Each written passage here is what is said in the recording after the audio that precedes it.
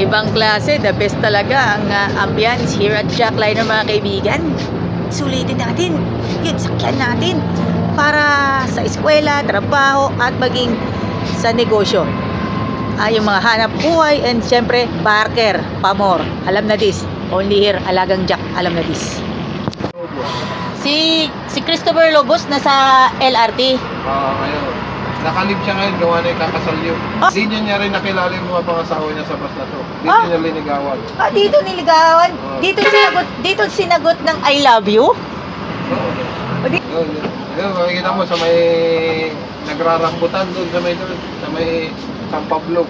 Sana nga ma-invite na ako ni Christopher Lobos. October yun, nakasal na. Oy, October. Siyempre, maraming ganap sa October. Yan, Petron Makiling overpass na.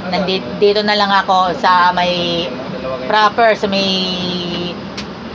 waiting shed. Tama. Siya may original dito. Hindi na may regular. OG? Siya may regular nito. Tama po.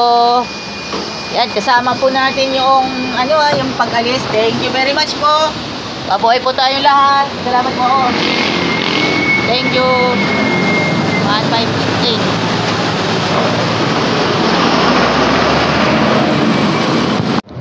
Nice nating ipagpatuloy ang ating pagmamasid here at Jackliner Bus Body number 158 sa pamamagitan ni Kuya Paul Carlo Montemayor.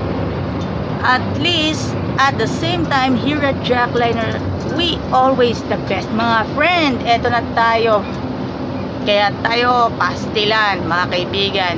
Dito po tayo sa Jackliner.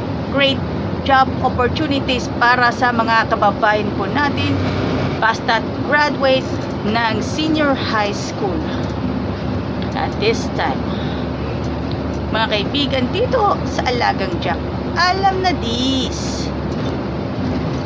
Ito po ay come back and come from behind episode dito po sa hashtag Alagang Jack All Access with bus number 158 Lucena, Alabang, mga friend.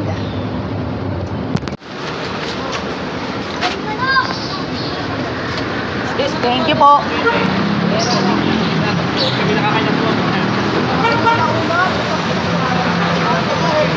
See you around on the next episode dito po sa Jackliner Bus 158 as will be the come from behind episode right here in Alagang Jack.